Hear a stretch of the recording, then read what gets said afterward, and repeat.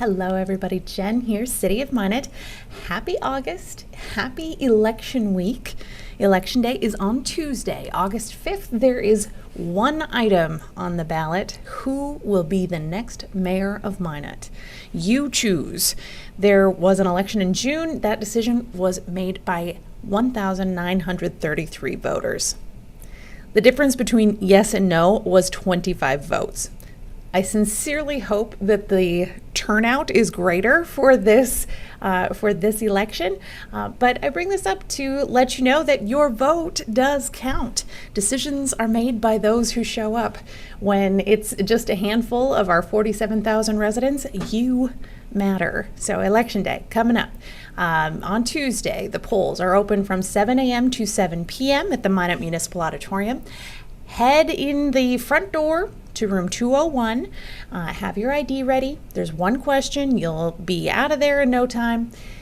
If you're busy on Tuesday, have your ID ready. Also, there is still absentee voting on Monday at the Ward County Administration Building. It's the second floor during business hours. Bring your ID. You can apply for the absentee ballot, receive the ballot, and turn that ballot in all in one trip. The North Dakota State Legislature made a change this year that went into effect on Friday, August 1st. Absentee ballots must be received by the county auditor by the close of polls. It's not the postmark anymore. It has to be received. That's the change. So you can still turn your absentee ballot in on Tuesday. You have to turn it in at the Ward County Administration Building, not at the polls. You can't exchange it and just go through the poll like normal, but the ballot box for absentee ballots will be emptied at 7 p.m. at the Ward County Administration Building. That is a hard deadline. So a recap, we vote on Tuesday. You vote on Tuesday, August 5th at the auditorium. We'll see you there.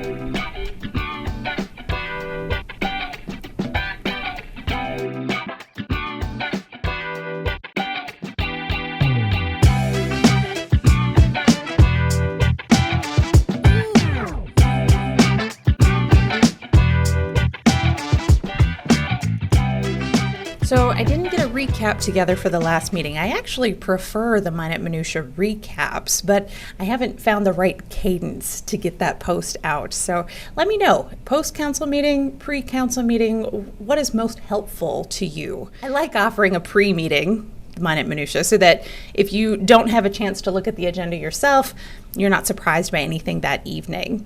Now, this timeline could totally adjust anyway, transitioning to a recap of last meeting. Toward the end of the last meeting, Alderman Fuller made a motion that agendas should be published earlier. Now, currently our policy is the Thursday before. We have a process improvement group of employees who have been looking at the same thing, that same motion. They'd like to extend that timeline. The current suggestion from the PII group is 9 days in advance.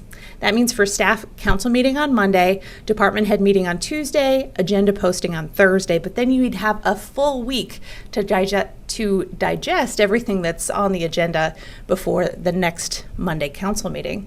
So it certainly works. Almost every item is reviewed by finance, legal, and the city manager's office. So that still works in the new timeline. It's just making the adjustment, making it happen. So there will be more discussion at that on that at this meeting. That's action item 6.7, but we'll come back to that in a bit. So still recapping last council meeting, beginning and end had big news. First off, in the city manager's report, city manager Harold Stewart read his letter of resignation, offering 60 days notice before he moves on to his next endeavor. In his letter, he speaks very highly of Minot, and we wish him all the best. This topic does also appear on this week's agenda as discussion item 8.3. Second, from last meeting, the bulk of last meeting, City Manager Harold Stewart presented the City Manager recommended budget. minotnd.gov/budget. There you can find a video link to the presentation, the preliminary budget itself, a video link to a playlist of every department head discussing how they made cuts to keep a flat budget in their department. They also discuss breaking points. If we cut this much, we lose this service.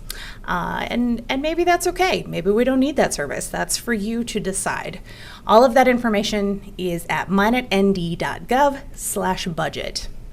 Now, the presentation itself was well received. Alderman Blessum had some very kind words. I watch a presentation where I just wanted to stand up and applaud. You know, I'm getting texts during the presentation saying they've never seen a presentation of a city budget or any budget of a public entity that literally said, we did everything we could to provide value for the public, and that's what we saw tonight. But when we get back to this number, we're still going up. And following those kind words came a very big, important discussion. That discussion is available in full on our website, minotnd.gov/budget. Listen to it. I listened many times. I had to map it. We say often in this office, words matter. This discussion will absolutely continue. Here is what I know. Take it with a grain of salt. Please go back and listen to that full budget discussion if you have questions. The discussion revolved around the North Dakota Legislature House Bill 1176, or the 3% cap. This is Section 22 of House Bill 1176. Section 22 of that bill is what you're looking for. It's 4 pages long, minotnd.gov/budget. You can take a look at it for yourself. At the last meeting, Finance Director David Lakefield talked about 2 calculations that are outlined in Section 22. One is the base year levy, the highest amount of property tax levied in dollars by a taxing district in the 3 taxable years immediately preceding the current taxable year. So you can see on the left the collection amounts for the last 3 years. The city manager recommended budget went with $790,000, which is 3% of $26.3 million, which is not the highest of our last 3 years. It's almost an average of the last 3 years. That's calculation number 1. Here's calculation number 2, also in section 22-2, 6, 7, and 8. The limitation under subsection 1 does not apply to all of these different versions of debt. All these colorful versions of debt, like flood control. That calculation causes property taxes to bounce back up to a level consistent with collections that you see in 2023 and 2024.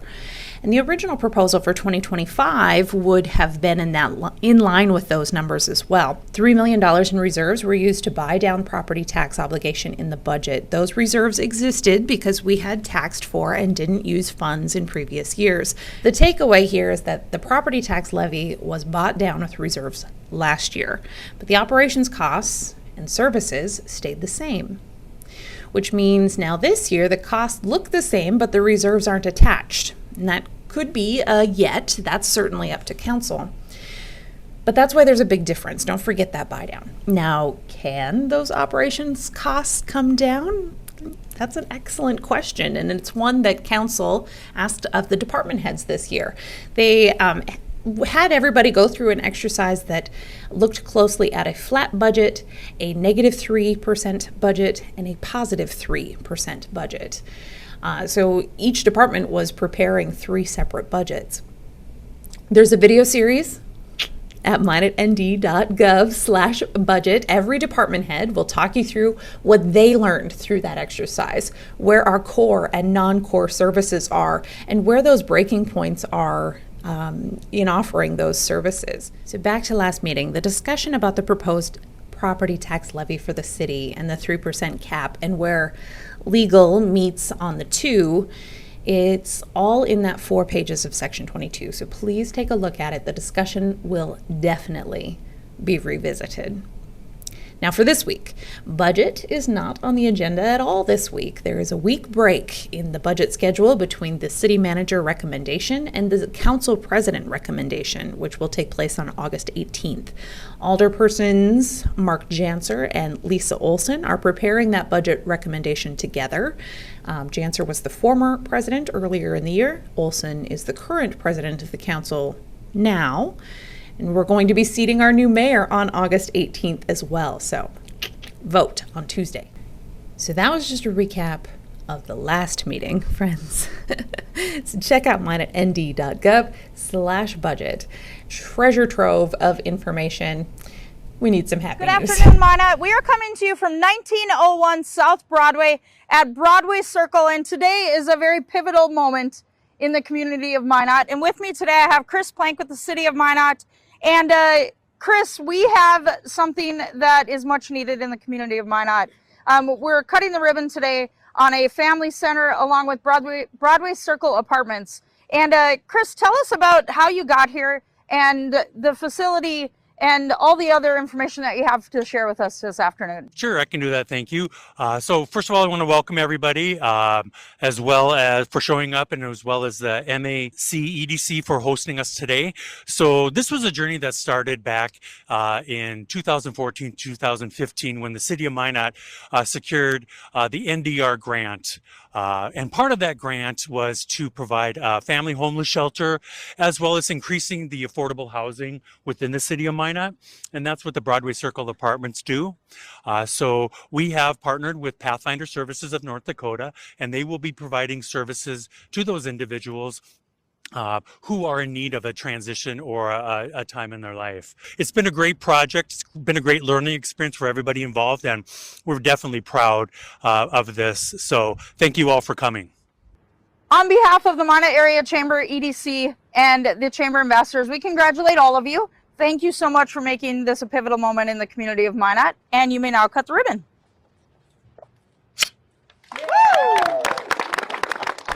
Our biggest construction update this week isn't even ours. NDDOT will start the off-ramp from Highway 2 to 83. They're going to start that project this week. Well, it's been closed since May. It was a scheduled NDDOT project for the fall. So we're actually on schedule. The soil started washing away from the culvert. Temporary fixes didn't help. NDDOT moved Broadway traffic away from the spot that was at risk. We didn't want it to turn into a sinkhole underneath someone. They've been maintaining that spot with temporary fixes all summer. The permanent fix starts this week. NDDOT is replacing the old metal culvert with a new concrete box culvert. So they'll be closing 2 lanes at a time, making traffic head-to-head for the next 2 to 3 months. P.I. O'Brien put together a full construction update. If you're on Facebook, scroll through those yellow thumbnails. We'll get them on our website this week. So before we get into our agenda, let's play this little ditty again so it's easy to fast forward and find this week's agenda.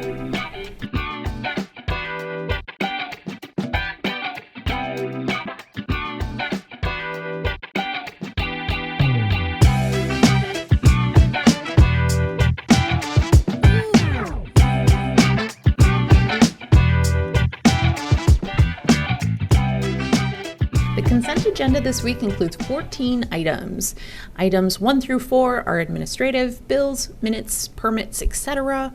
5.5 is a letter of agreement between the airport and a tenant allowing emergency landing and safety training for life flights for Trinity Hospital. 5.6 through 5.7 refer to the Great Plains Edition off Highway 2, kind of by Apple Grove Golf Course. It's a commercial expansion. These outline utility installation responsibilities. 5.8 is the Men's Winter Refuge. They were an applicant and proposed subrecipient of CDBG dollars. This would help them with 15% of their utility bills through operation this winter. It's about $6,000 in federal pass-through money. 5.9 is the Streetlight Luminaire Procurement. $123,360 for 96 streetlight domes. Fun fact, the City of Minot Engineering Traffic Division maintains 4,042 streetlights. This is in addition to the 1,057 Xcel Energy owned and maintained streetlights. Of the 4,000 that are city maintained lights, only 1,713 are currently LED. There are 96 luminaires that are for residential neighborhood HPS streetlights, replacing them with more energy efficient LED streetlight luminaires.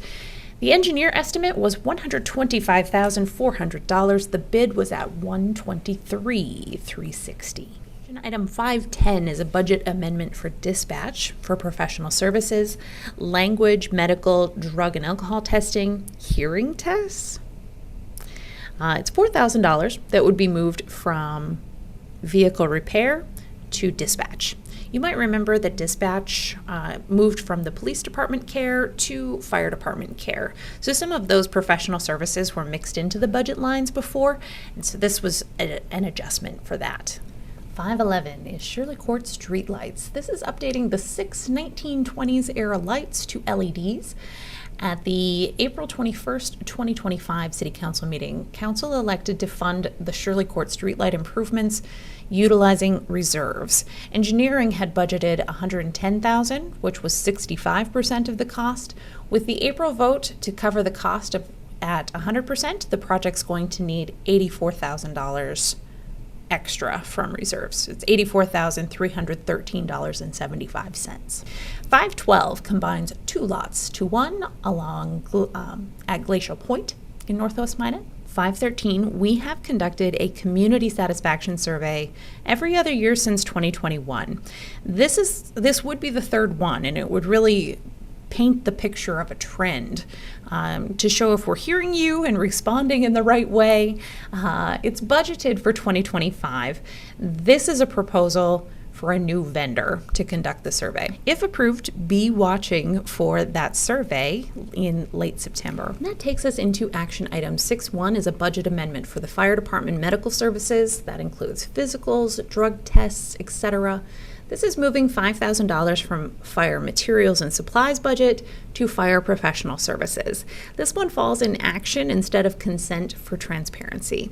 One of these lines had some money movement in it already this year, and fire just wants to be sure that council has the opportunity to ask questions as needed. 6.2 and 6.4 are MI8 flood control acquisitions. This is closer to Burdick, southeast of the zoo.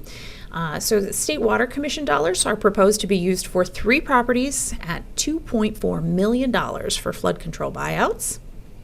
6.3 is sandwiched in there, and we're going to leave that one for the end. 6.5 is a property buyout for MI4 Maple Diversion. This is $355 for a property in the Legacy Lincoln School area. 6.6, property nuisance abatements, all those garbage cans and the grass calls. Our code enforcement team contacts the property owners, and usually there's a response and we're all good. But the next step, if we don't get a response, is the abatement process. And we currently have 14 properties going through that process. We have $132,550.50 budgeted for abatements in 2025. We don't expect to be able to cover all 14 of those abatements with that dollar amount. So code enforcement is requesting another $50,000 to correct those dilapidated properties into compliance. It's worth noting that code enforcement was identified as a high priority in the 2023 Community Satisfaction Survey. 6.7, we mentioned this in the opening. This is a resolution for agenda publishing. Our process improvement team is proposing a published agenda no later than a week before council. We're actually aiming for 9 days prior to council. Currently, it's 5-ish, and we would get that implemented by the first meeting in October. I promised we'd come back for 5.3. I'm actually going to speed through miscellaneous and discussion, and then we'll come back to 6.3. So 8.1 is the Minot Area Chamber EDC. They'll be presenting their biannual report, followed by 8.2 recommendations from the Economic Development Plan Review Committee, which included many presentations from our economic development partners at MAC EDC. Some of those recommendations from the committee will include prioritizing state program matching funds, which live in the Magic Fund, continue the Renaissance Zone program, facade improvement program. They'd like to see that footprint expanded and have a sunset date for that program. Other recommendations, tax incentives, that MAC EDC partnership, some discussion on the work of the Child Care Committee, and much more from the Economic Development Plan and Review Committee. In 8.3, as mentioned early in the Minot Minutia, City Manager Harold Stewart has announced his resignation. 8.3 will talk through that transition. Per contract, he's offered 60 days. All right, now let's circle back to 6.3, which is the sales tax pennies. The last meeting in July 21st, the Minot City Council directed city staff to draft an ordinance amending the allocation of the second half of the first penny. Now, I'm going to say public safety, the allocation to public safety. It was worded differently in the motion, but the staff is bringing back 3 potential options. So let's go through those. Number 1, the second half of the first penny would go to public safety expenses, core city services, and flood control, which is probably the closest to the original motion. Number 2, the second half of the first penny would go to public safety expenses, which is probably the most restrictive of the 3 options. Option number 3 preserves the present 25, 15, 10 allocation language in the existing ordinance, but gives the option to also use those funds for public safety expenses. It is worth noting that in the current budget, of that first penny sales tax improvements fund dollars, this year, $348,667 is budgeted for the police department, and $7,358 is budgeted for fire. So public safety can use the sales tax penny as the ordinance is currently written. They just can't budget with it. So that would be the change. Also worth noting, in that same sales tax improvements line for this year, there's $4 million of engineering projects, a fare box system for the buses, roof replacement savings for the library. The sales tax penny discussion is a big discussion. It is one to watch. This is page 119 of the proposed budget, the preliminary budget, which you can also find at minotnd.gov/budget. Check it out. Watch those department head videos too. Please. That's enough. Minot City Council, Monday at 5:30. Vote Tuesday, 7 to 7. That's your Minot Minutia.